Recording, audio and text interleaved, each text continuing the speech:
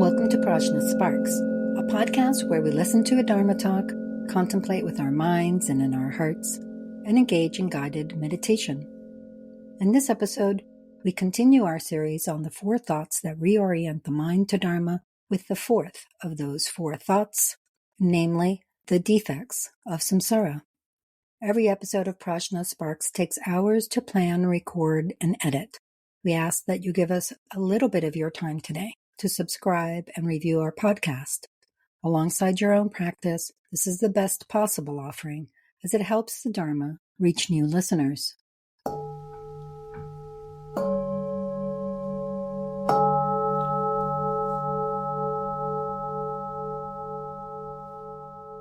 The sadhana for the Mahamudra Nundro practice by the 9th Karmapa, Wanchik Dorje, has led our contemplations of the 4 thoughts that reorient the mind to this point. So let's see what it has to say about the defects of samsara. 4th, the places, friends, comforts, and possessions of samsara constantly torment me through the 3 kinds of suffering, like the feast of the executioner on the way to the gallows. Cutting through attachment, I shall strive to accomplish enlightenment. Goodness gracious, that sounds depressing. What do we make out of this?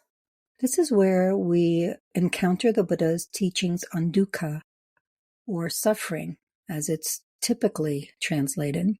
And these are very challenging teachings. We don't consider absolutely everything in our lives as painful.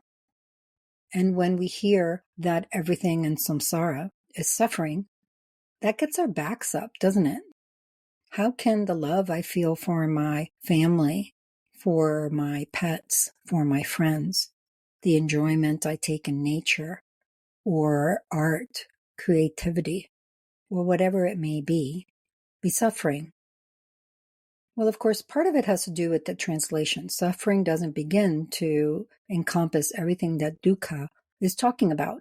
This phrase talks about 3 kinds of suffering, 3 kinds of dukkha, only one of which we would identify as suffering per se.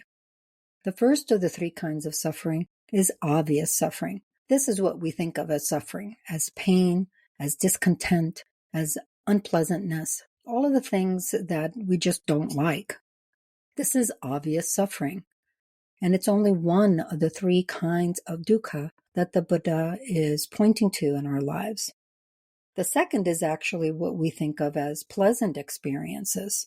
The things we enjoy, comforts, hanging out with friends, going to the movies, entertainment, our nice cozy home, whatever it might be. Now the Buddha is not saying, you're a fool, you think it's pleasant, but it's actually pain. Not at all. The Buddha is saying, yes, these are pleasant things, but are they the source of the deep, abiding, unalloyed joy that we all seek?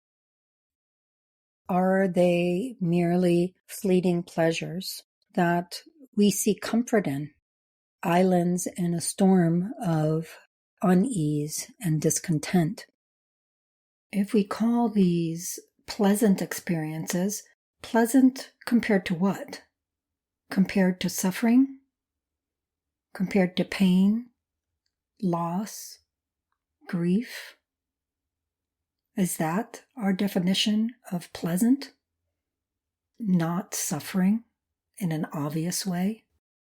In other words, are these a kind of shifting suffering, a moment of respite from hunger with a lovely meal, from loneliness due to being with friends and family, and so forth? Now, that's not to say that those moments aren't pleasant, but what the Buddha is pointing out is our aspirations are much higher than that. Our aspirations are for happiness, joy, comfort, love that never stops, that doesn't shift into pain or discontent again. This is what we want. This is what all beings want. And it's the very nature of our mind to abide in the unceasing bliss of contentment that never falters, that continues in its myriad of expressions, but never ever descends to pain, loss, grief, and the like.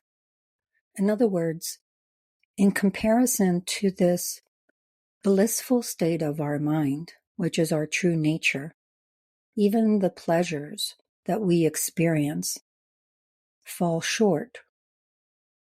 As a matter of fact, part of what makes them pleasures is that they mirror, they echo the lasting bliss that we seek, that we actually are. This is the second of the three kinds of dukkha, that even pleasant experiences of samsara are tainted because we cannot control their occurring, their staying, and their power. Then the third kind of dukkha is much more universal. It's the powerlessness to have things be just as we like. Most of us listening to this podcast have sufficient privilege and ability to affect our lives that we might fool ourselves into thinking that we have control over our lives. We do have very strong influence on many aspects of our life, but this third kind of dukkha is saying nowhere do you have unfettered power over whether, for example, you remain healthy or fall ill, stay young, vital, and strong, or age, continue to live in this youthful, healthy way, or deteriorate and eventually die. We have no control over whether people like us or do not like us, whether they say nice things or bad things, whether we keep our jobs and our homes and our friends and our loved ones, or lose them, and so forth. This is the third kind of dukkha, the universal suffering that permeates samsara. So that brings us to the second point. What is this samsara that we're talking about? We dedicated an entire episode early in the PRAJNA SPARKS podcast to what is samsara. But in essence, the key thing to remember about samsara from the perspective of the Kagyu lineage of Tibetan Buddhism is that it is not a place. Rather, it is the vast and deep set of misconceptions that influence how we experience place, time, people, and so forth. Samsara is misperception. So there is never going to be a true way of interacting with people, places, time, and situations as long as this misperception holds. We will always be interacting with things as something other than they are. And that in and of itself is also dukkha, unfulfilling. So when the verse says that samsaric experiences are like the feast of the executioner on the way to the gallows, this is a really intense image. But basically, what it is saying is that when we are under the hold of misperception, our lives are heading closer and closer to death. And in the meantime, we are enjoying this and that, striving to get more of what we're attached to and to get away from what we're averse to, doing whatever it takes, driven by attachment, aversion, or possibly even apathy, without any thought of what those actions will mean for us. This does not mean we don't get to stop and smell the roses or enjoy life. What it is saying is, do you think that's enough for you? Or do you want an understanding of your mind that allows you to start taking down those veils of misperception so that you interact with things as they are, so that your actions are aligned with the true nature of things, meaning that the consequences of those actions never creating more samsaric misperception. Rather, these consequences are ones that bring us inspiration, joy, and progressively disintegrate those veils of misunderstanding that prevent us from interacting with the places, the people, the things, and our very own hearts, just the way they are. When we hold on to loved ones or possessions, our youth, our career, all of the things that we think of as sources of lasting happiness, as though they were actually lasting and sources of genuine happiness, we're setting ourselves up for unhappiness. Things are impermanent, as we saw in the second of the thoughts that reorient the mind to Dharma. We can enjoy our loved ones, our pleasures of this life, if we recognize we only have the privilege of being with them for a time. It's poignant, but realistic. If we recognize that they are not sources of genuine happiness in the sense of happiness that doesn't falter, that continues unabated without being influenced by external circumstances, we can appreciate them for the pleasures that they do bring to us, for the joys that they make available, and not hold out for a hope that is unreasonable to expect others and inanimate objects to rise to. In other words, hold the tenderness of how things really are in our hearts so that we can behave with the respect, the love, and the care that resonates with that understanding, rather than yearn for things in a way that does not match their characteristics, doing anything it takes to get that job, that partner, that car, that house, thinking that, wow, once that's done, I'll be happy. How many times have you thought that? How many times has it worked? This is the thing. Samsara fools us into just one more thing and you've got it made. And all of the things we do to pin that down just send us whirling deeper into those cycles of attachment, aversion, and delusion that lead us to any of the three kinds of suffering. Samsara is tragic. This contemplation is pointing us to the unequaled bliss of being able to interact with all things precisely as they are, without judging or changing, and without anxiety, stress, or grief. It is being as we are, with all things as they are. This is what it means to cut through attachment to how we want things, aversion to what we don't want, and so forth, so that we are able to accomplish the full and complete enlightenment of Buddhahood, the true nature of our mind, beyond good and bad, up and down, black and white, noble or evil. Rather, we are able to have the dynamic equanimity that has the capacity to stay with what is, as it is, from the very depths of our hearts, for the sake of ourselves and all that lives.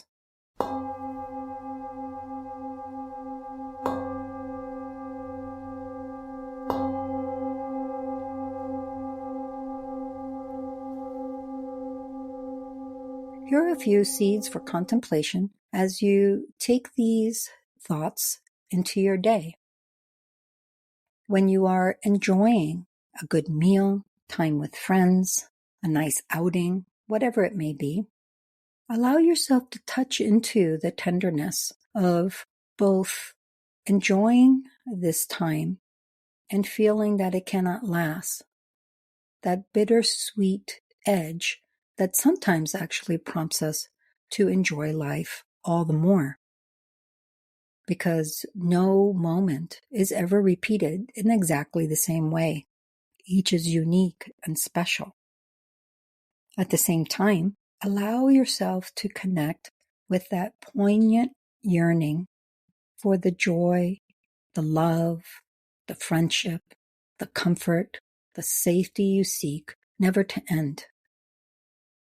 Aspire that this may be the case for you and all beings. that our true nature, unalloyed, blissful ease, never interrupted by suffering and never affected by powerlessness, may be right in our hands. This is what the Buddha is offering us. It's up to us to make it happen. This is Yeshe and Zopa for PRAJNA SPARKS. Be sure to join us every month for fresh episodes. Stay tuned now for a guided meditation with Lamas Zopa. Shivnee is our Tibetan singing bowl artist. Thanks for the generosity of giving us some time out of your day to like, subscribe, share, and review PRAJNA SPARKS. It really does help us to spread the gift of Dharma to new listeners. If you have any questions, contact us via email, Instagram, or Facebook. Check the episode notes for those links and for more resources on today's topic. Visit us on the web at prajnafire.com or follow us on Instagram and Facebook at PRAJNA SPARKS. Thank you for listening. May all beings benefit.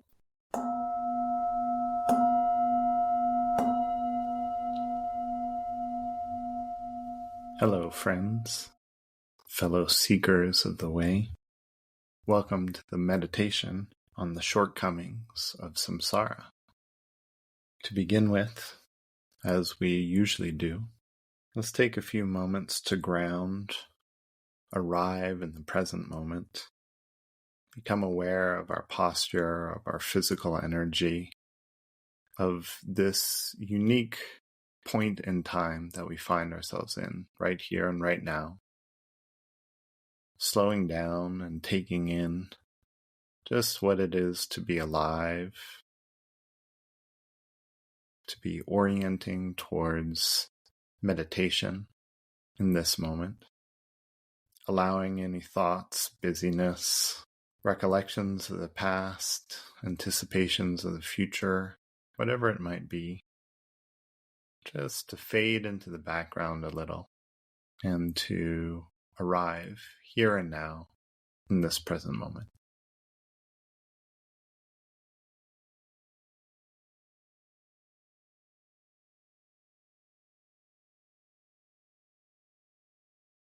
Having taken our seats in this way, let's engage in a bit of tranquility meditation, shamatha, to settle and clarify mind. Tranquility meditation is the practice of one-pointed focus, developing its strength. So we use the meditation object, whether it be the breath or whatever it might be, to hone our attention so that we become aware of any minute wanderings away from the object, becoming sharp, clear, one-pointed, not too tense, not too loose. Let's practice like that for a couple minutes. In this calm, clear, settled state of mind, turn attention to contemplating the defects of samsara.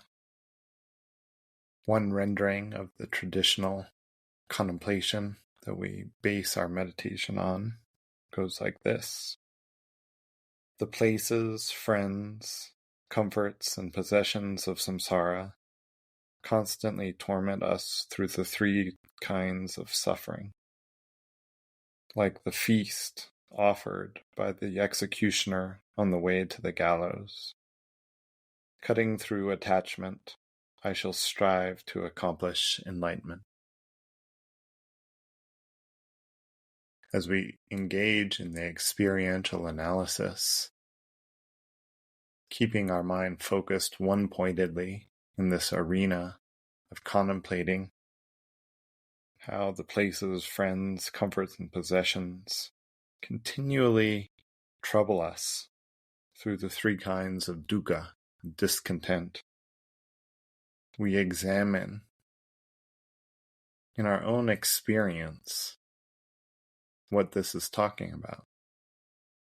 Anytime we encounter a sense of clarity, sense of knowing, an aha moment.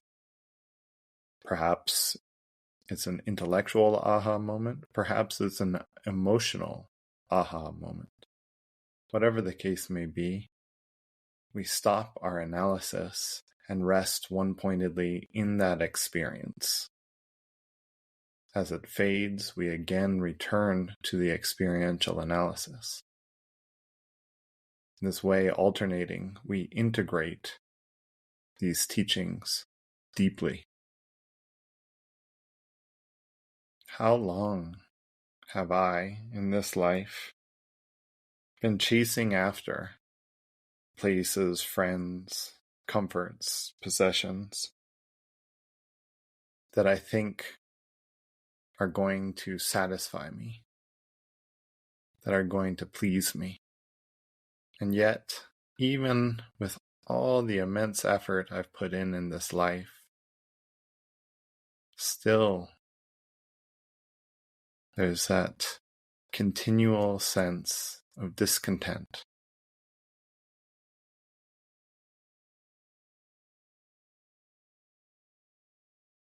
Even in our happiness, even in our experiences of pleasure, we can tap into that feeling, that worry of the experience slipping through our fingers, of it being out of our control, even as we're enjoying it.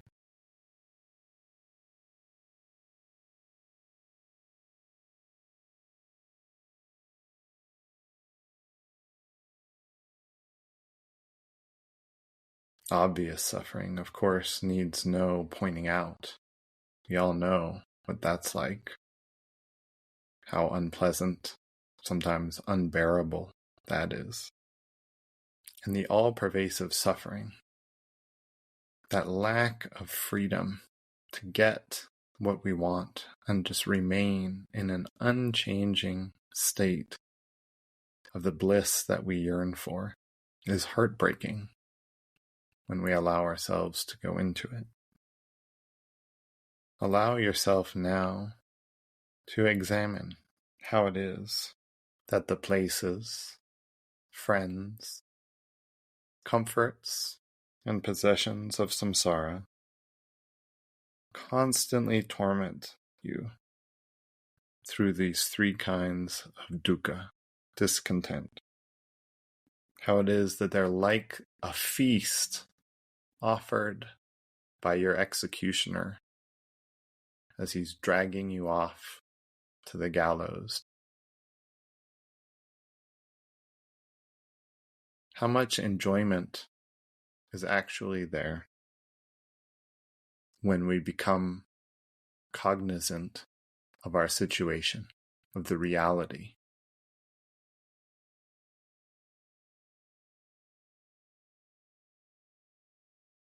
This is a sobering thought.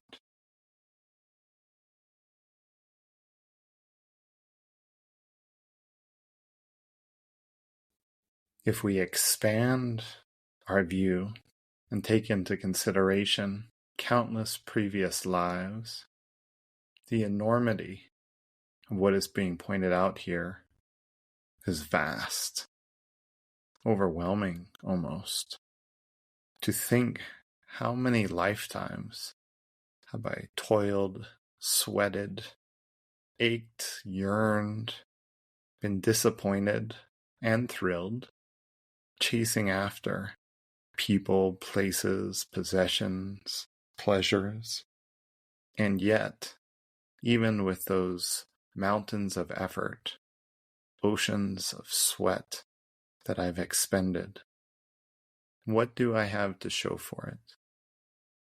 What is the meaning that lasts?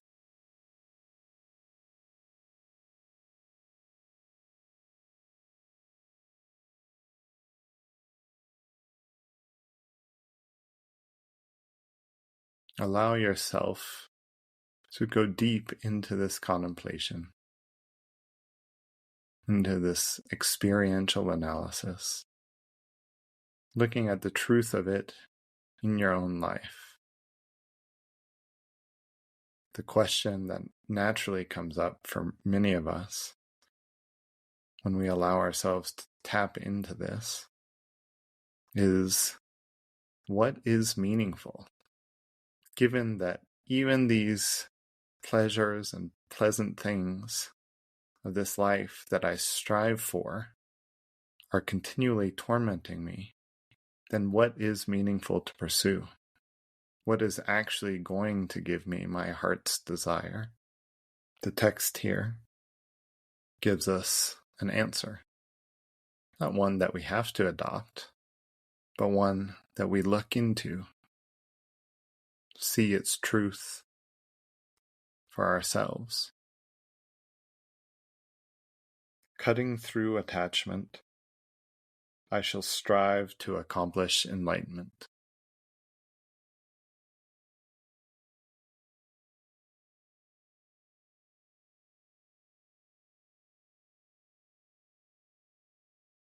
What is it that can last? What is it that can give us that unconquerable bliss that we so deeply yearn for?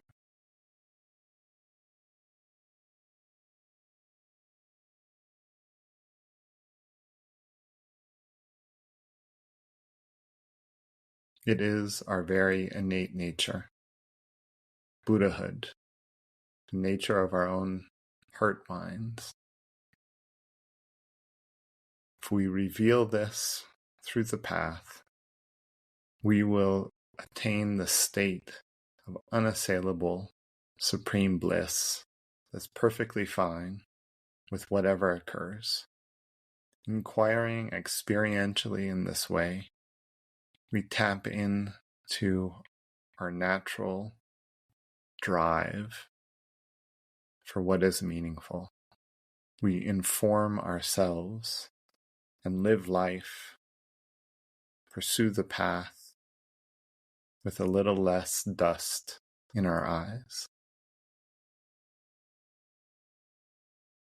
Thank you so much for your practice and all that you do. Please join me now in sharing whatever goodness has come of this listening, contemplating, and meditating, and share it freely with all beings who also yearn, one pointedly, day and night, for unassailable bliss, the true nature, Buddhahood.